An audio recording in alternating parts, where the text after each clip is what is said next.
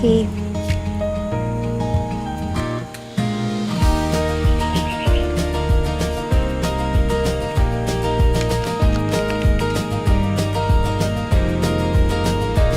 Lilian! Don Fidel! Kamusta? Pasensya ka na. Kanina ka pa ba naghihintay? Okay lang yun, Don Fidel. Actually, nag-enjoy po talaga ako dito sa mga paru-paro ninyo. Alam niyo naman, di ba, nung bata pa lang ako, dito na ako dinadala ni nanay at ito yung paborito kong puntahan. Kaya nga ikaw ang naisip ko na magtrabaho dito as my caretaker at kasambahay na rin. Okay lang ba sa'yo? Talaga ba, Don Fidel?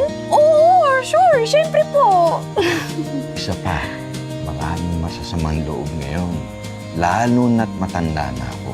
Kailangan ng ibang matang magbabantay ng mga paru-paro. Ay nako, Don Fidel, hindi ka magsisisi dahil strong girl kaya ako. Oh, tignan niyo, may muscles ako. Kayang-kaya ko sila. Hello, mga butterflies. Ako ang magiging bagong tagapangalaga niyo. Thank you, Don Fidel. Ay, salamat din, Iha.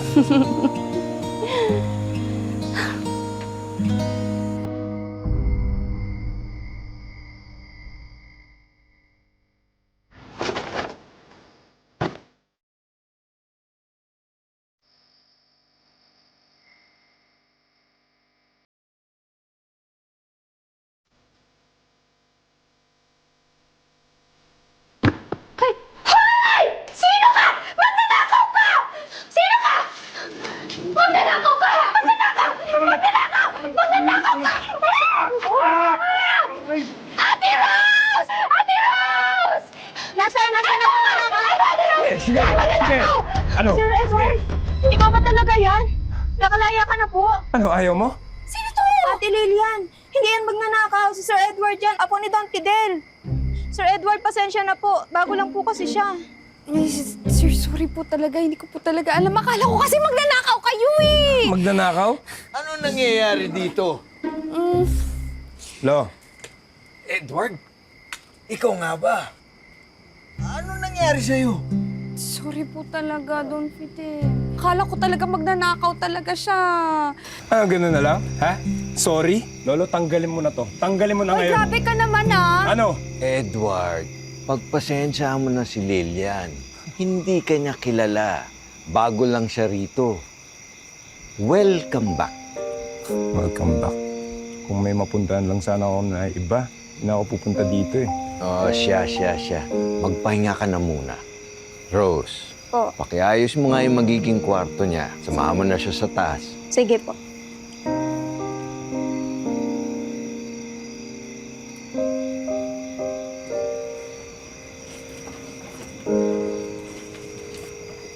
Sorry po talaga, Don Fidel. Hindi ko talaga alam. Akala ko talaga magnanakaw siya. Bakit ba siya ganun? Nakakatakot naman. Ba't kailangan niya pang dumaan dito? Lumaki yan na hiwalay ang kanyang mga magulang. May kanya-kanya na silang mga pamilya. Kaya ako na lang ang nag-alaga sa kanya. Kanya lang, hindi ko siya masyadong nabantayan. Kasi naging tutok ako sa pagnenegosyo. Naging medyo pariwara ang buhay. Nung 14 pa lang yan, nakapatay siya sa away. Ha? Kaya siya napunta ng Boys Town. Iha, huwag ka mag-alala. Siguro naman, nagbago na si Edward. Diyos ko, Don Fidel. Hindi tayo sigurado dyan, ha? Halika na, akit na tayo. Lalayan mo ko.